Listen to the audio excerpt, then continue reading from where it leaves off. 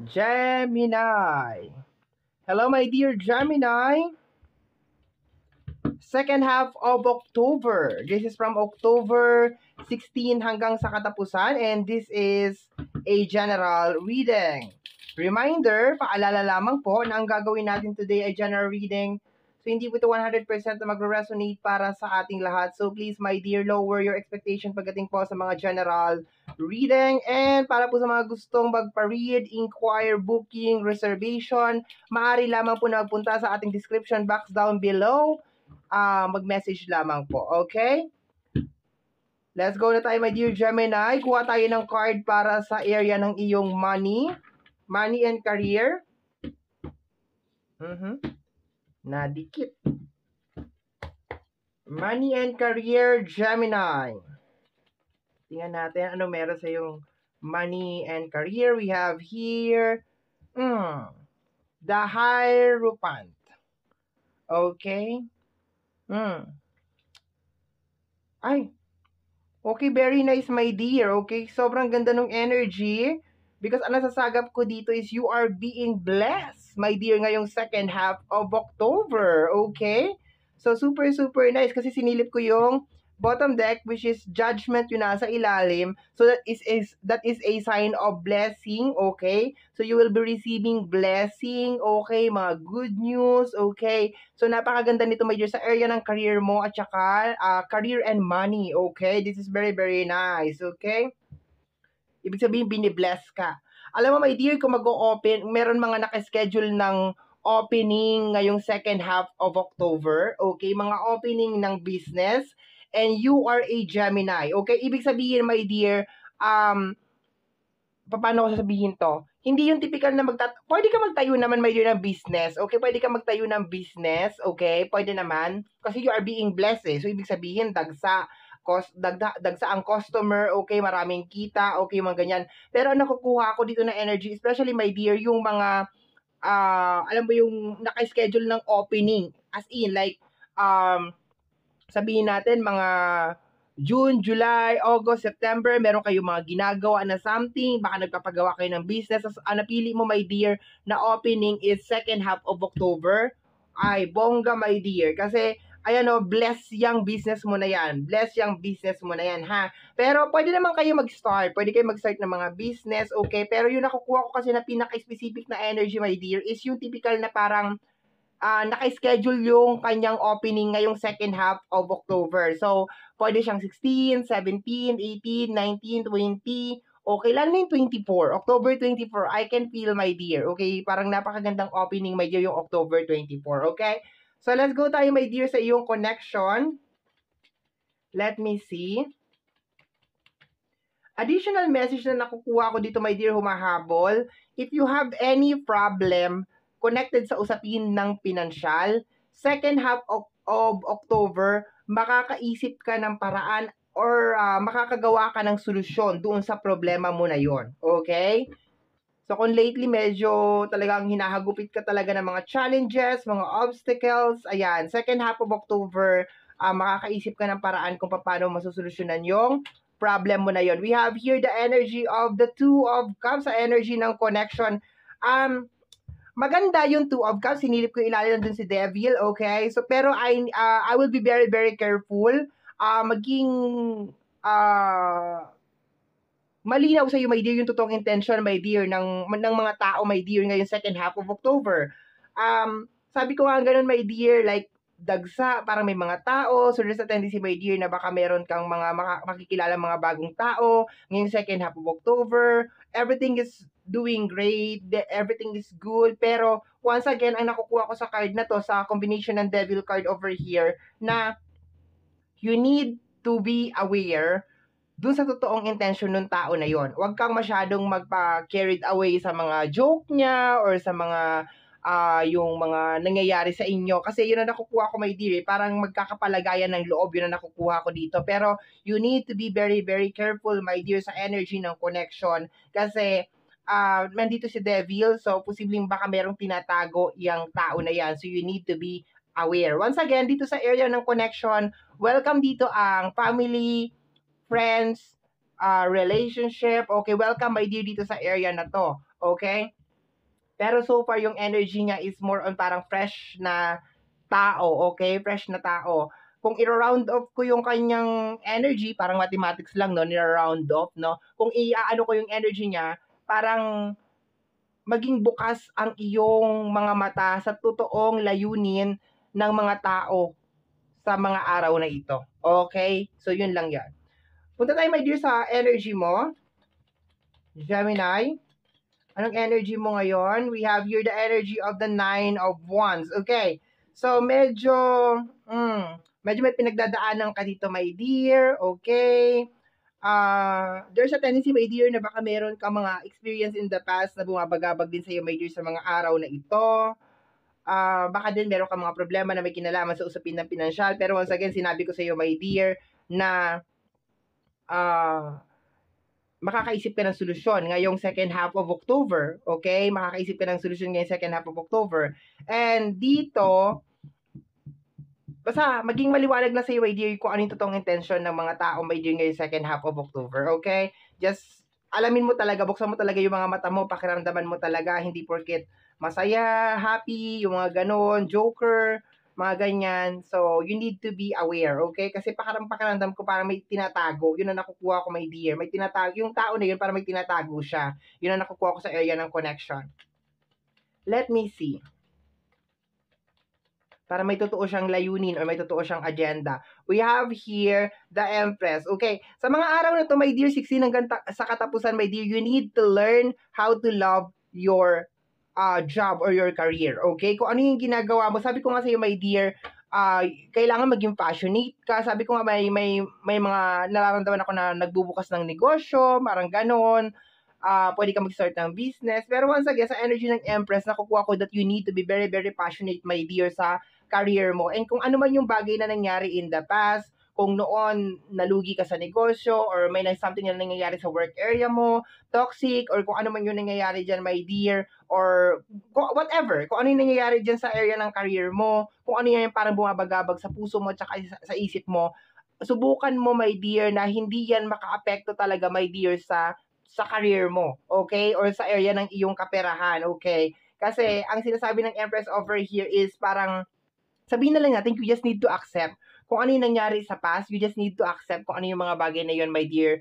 Okay? You just need to accept that. Let me see. Next card, Gemini. We have here the energy of the Two of Wands. Okay. There's a tendency, my dear, na baka meron din mga tao na gustong bumalik sa buhay mo. Okay? Kanina, ang nararamdaman ko lang is mga new energy, mga bagong tao, pwede, okay, kasi general to. Pero sa energy ng Two of Wands, nararamdaman ko rin dito na meron mga tao na gustong bumalik sa buhay mo. Pero super highlighted talaga yung energy na tingnan mo talaga, my dear, kung ano yung totoong intention nila, my dear, ngayong second half of October, okay? Kasi there's a reason kung bakit bumabalik yan, or there's a reason kung bakit ka ulit kinukumusta yan, or bakit ka kinakausap ulit ng tao na yan. Okay? Sa energy ng Two of Wands, this is more on decision making. So, for some of you, baka malagay kayo sa sitwasyon na pababalikin ko ba to, i-entertain ko ba to, patatawarin ko ba ito, yung mga ganon, okay? Kasi based dito sa energy, kung dating tao na to or lumang energy na to, may nagawa ng kasalanan sa iyo tong tao na ito, okay? So, sa area ng iyong heart, we have here the Five of Wands, okay? Sa usapin ng financial, my dear, please do not be denial. Okay? Huwag kang maging denial. Although sinasabi dito, my dear, that you are being guided ng ating buong may kapal sa buong second half of October. Pero once again, my dear, ikaw pa rin talaga ang magkocontrol ng buong senaryo. Hindi pwede na mag-i-start ka ng isang bagay tapos you don't believe na mag-grow yung bagay na yan, na mag-work yung bagay na yan, my dear. So, kinakailangan mo, my dear, maniwala sa sarili mo na kung ano yung inuumpisahan mo or kung ano yung gusto mo mangyari sa area ng career is talagang mag-work yan. This is the time, my dear, sa energy ng combination ng ating Empress at saka ng ating na wag kang maging denial, okay? This is the time na para i-accept mo, my dear, yung mga flaws, imperfection, mga mali, mga hindi maganda sa area ng iyong kaperahan. Because once na ma-master mo yan or ma-accept mo yung mga bagay niyan, my dear, sa area ng iyong kadatungan, ng iyong money area, everything will be alright, okay? Yung iba kasi sa inyo, my dear, parang nabubuhay nilang araw-araw pero parang kinukontra din ninyo yung sarili nyo sa usapin ng pinansyal. Parang hindi kayo naniniwala. Sa energy ng 5 of Wands, parang hindi kayo naniniwala na mangyayari yung bagay na yun. Yun na nakukuha ko. Sabi ko nga sa'yo, my dear, if meron mga schedule ng opening ng negosyo ngayong second half of October 16 hanggang sa katapusan, believe on it, my dear, talagang maswerte yung negosyo na yan. Okay? So, tingnan natin. Next card. We have here the energy of the Chariot, okay? Balance mo yan, my dear. Balance mo yung mind mo. Balance mo rin yung heart mo. Dapat hindi ka na overwhelm, okay? So, once again, maganda, my dear, yung energy ng second half of October sa area ng iyong career. You are being blessed. You are being guided. Buksan mo, my dear, yung mga mata mo. Buksan mo yung puso mo, my dear. And sana hindi maghari itong mga bagay na to, okay? No, sana wag kang lumingon doon sa mga nakaraan, kung ano yung nangyari, okay? If there is something na nangyari sa area ng career mo, kung noon nagbukas ka na yung negosyo, nalugi yung negosyo mo, or there is something na parang pinag-iipunan mo, tapos hanggang ngayon hindi mo pa rin naiipon, or meron kang gustong bilhin, or meron kang gustong umpisahan, if you are looking for a job, or gusto mo magnegosyo, my dear, this is the time, my dear, na maniwala ka talaga sa sarili mo, my dear, na walang imposible. It really doesn't matter kung ano nangyari sa'yo in the past, you just need to keep on going. Kasi ang nakukuha ko dito, my dear, ang isa sa magiging kalaban mo dito, maliban doon sa mga tao na gustong pumasok sa buhay mo na parang tinatago yung totoong intention nila, is ikaw din, my dear, kalaban mo rin dito ang sarili mo because there is a part of you or there's a part of yourself, my dear Gemini, na you don't believe on yourself. Okay? This is the time na i-develop mo yan, na maniwala ka sa sarili mo na walang imposible, my dear. Okay? So let me see. Last 4 cards na lang tayo, my dear Gemini. Last 4 cards. We have here the energy of the 3 of Wands. My dear, kung meron mga taong gustong bumalik, wag mo na pabalikin, ha? Okay? Move forward tayo. Okay? Move forward tayo and at the same time, matuto ka sa mga pagkakamali mo in the past. Okay? So, kung meron mga tao na gustong bumalik, wag mo nang pabalikin yan, my dear. Okay? Kasi I can feel over here na hindi maganda talaga yung intention ng tao na yan. Kung meron naman mga bagong tao na papasok sa buhay mo, it's okay kasi bago yan. Pero matuto ka maglagay kaagad ng mga boundary, ng mga restriction na hindi pwede to, hindi mo ako pwedeng ganyanin, hindi mo pwedeng ganyan. Ngayon pa lang, my dear, habang bago pa lang yung connection nyo, my dear, maglagay ka na, my dear, ng boundaries, okay? Kasi minsan talaga, my dear, ito ang totoo ha, my dear Gemini, ang hirap maglagay ng boundary sa mga taong matagal na nating kasama. Totoo yan.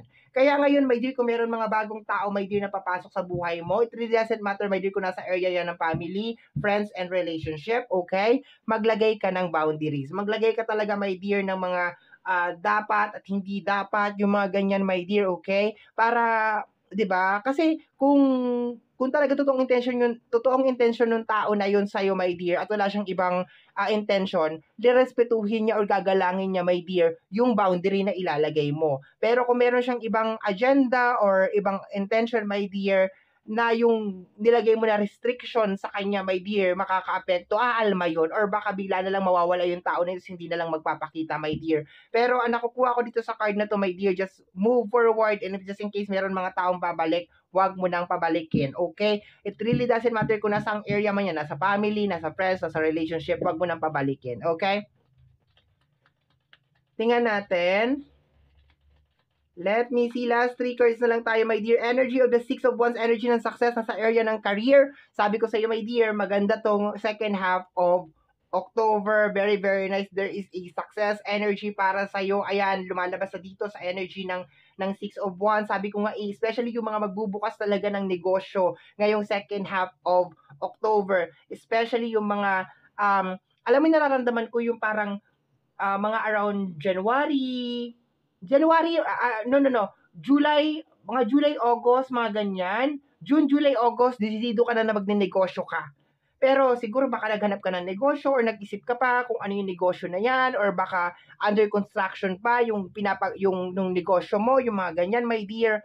And finally, parang na-finish na siya, second half, and mag-open siya, my dear, ngayong second half. Ganun na nakukuha ko, may nasasagap ako ganun na energy. Magiging very, very swerte talaga, my dear, yung business na yan. Okay? As in, super, super lucky talaga yan. Pero once again, my dear, you need to be positive and motivated dito sa area na to. Kailangan wag mong kalabanin yung sarili mo, my dear. Kasi dalawa ang kalaban mo dito, nakukuha ko sa area talaga ng iyong kaperahan eh. mga tao na meron talagang hidden agenda sa'yo at saka sarili mo, my dear. Kasi sabi ko nga, there's a tendency na baka meron mga eksena from the past na talagang bumabalik, my dear, ngayong second half of October. And naglalagay yun, my dear, ng limitasyon sa'yo, my dear, para magpatuloy ka sa buhay. Okay? Pero once again, second half of October, very, very nice, my dear, sa area ng career. Sa area ng love or area ng connection over here, ayan, my dear, you are the king of sword. You need to make a decision. Kailangan mo mag-cut, kinakailangan mo maglagay ng boundary, kinakailangan mo maglagay ng mga restrictions sa connection, sa tao, okay? So, ayan, you just need to make a decision. Baka for some of you, my dear, is nandun pa kayo sa moment, my dear, na hindi pa kayo nakakapag-decide. Okay, pababalikin ko ba tong tao na to? Or baka nga, my dear, may mga eksena na hihiwalayan ko na ba tong tao na to? Yung mga ganun, my dear, there's a possibility, my dear. Okay? Last card tayo, my dear Gemini.